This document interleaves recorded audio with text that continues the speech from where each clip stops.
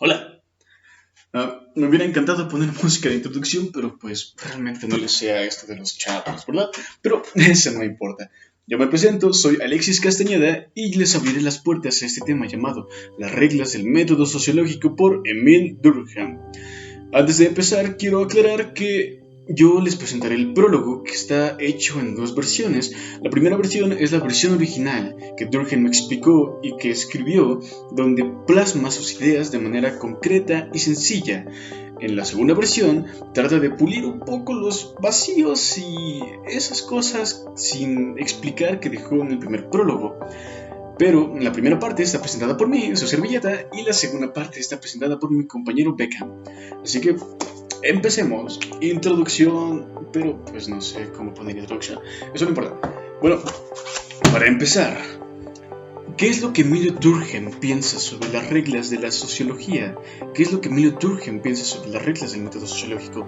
Bueno, para empezar, Émile Durkheim ve a la sociología como una ciencia exacta, como algo que debe de ser estudiado como cualquier otro tipo de ciencia. Según Émile Durkheim, él dice que la sociología es racional, lógica y sistemática. Todo lo que pasa dentro de una sociedad pasa porque tiene que pasar.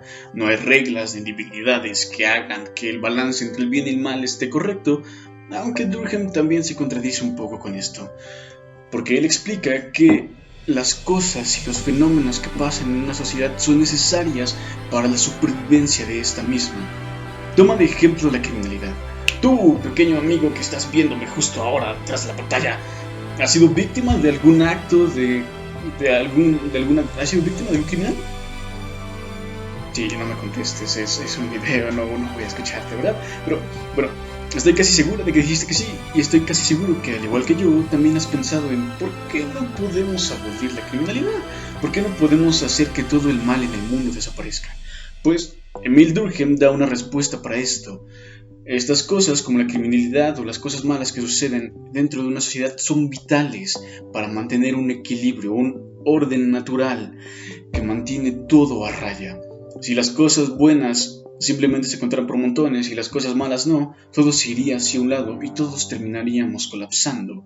Émile Durkheim, a medida que avanza el prólogo, explica que las sociedades no se componen como individuos, no somos una pequeña casa de naipes que está hecha de cartas individuales. La sociedad se compone como un organismo propio, se reina por sus propias reglas y se reina por sus propias decisiones. Las sociedades no están hechas de individuos, sino que, mejor dicho, los individuos estamos hechos de sociedades. Émile Durkheim explica que los fenómenos sociológicos y las cosas que pasan en una sociedad tienen que ser estudiadas hacia afuera, porque si son estudiadas hacia adentro todo sería un caos. Porque bueno, por ejemplo, para mí, romperme todos los huesos del cuerpo podría ser algo extremadamente traumático, pero para ti podría ser un simple algo que pasa todos los días, ¿cierto? Es por eso que Émile Durkheim dice que los fenómenos sociológicos tienen que ser explicados hacia afuera, tienen que ser explicados de una manera en que todos podamos entenderlos gracias a una visión general. Esto es lo que Émile explica. Explica que las cosas son necesarias para mantener un orden dentro de nuestra sociedad. Toma de ejemplo el dolor. ¿No se supone que todos odiamos el dolor? ¿No se supone que el dolor es algo a lo que le rehuimos porque es algo completamente desagradable? Sin embargo, el dolor es necesario, porque si una persona que no conoce el dolor se convierte simplemente en un monstruo, o una persona que lo conoce más se convierte en un monstruo. Todo es necesario para la supervivencia de todo. Así que la próxima vez que pienses que algo te va mal o que te está saliendo mal en la vida, pues recuerda que quizás ese pequeño sacrificio es necesario para ti o para la sociedad en la que vives, ya que Émile Durkheim explica que somos parte de un todo. Nosotros solos, por nosotros mismos, no somos nada, pero cuando nos juntamos en sociedades lo somos todo. Émile Durkheim es lo que explica. Las sociedades para él son un individuo que tiene sus propias redes neuronales, su propio sistema digestivo, su propio sistema motor, que nosotros componemos. Él explica y toma de ejemplo las células. Las células están hechas de cosas inorgánicas, carbono, oxígeno, fósforo, azufre, que por sí solas no son vida. Pero vean aquí, estoy hecho de carbono, hidrógeno, fósforo y azufre, y estoy vivo. Es lo que explica Durkheim. Los individuos por sí solos no son nada, pero las sociedades lo son todo. Aunque creo que esto le toca más explicar a mi compañero Beckham, así que yo me voy. Adiós, música dramática. Esta es la segunda parte del prólogo que mencionaba Alexis. Bueno, Emil Durkheim en esta parte arranca diciendo que la síntesis sui generis que constituye toda una sociedad produce fenómenos nuevos, distintos a los que acontecen a las conciencias solitarias. Empezamos diciendo que es sui generis. Sui generis es un vocablo latín que quiere decir de su género, de su especie. ¿Okay? Entonces, Emil dice que sui generis en la sociedad es la realidad y es un todo. Entonces, la sociedad está constituida por varias partes, como mencionaba Alexis. Entonces, si todas esas partes se llegaran a disolver, ya no serían el todo, entonces perdería la esencia de la sociedad. Entonces, si ya no habría mal y ni bien, ni ciertos grupos, ni nada de eso, pues realmente ya perdería todo lo que estudiaría la sociología, porque pues la sociedad ya no sería igual, ¿verdad? En esta parte más lo que se concentra Emil, no sé cómo se pronuncia, quiere decir que la sociología aparentemente se parece mucho a la psicología, porque estudia, digamos, a las conciencias o los fenómenos, pues.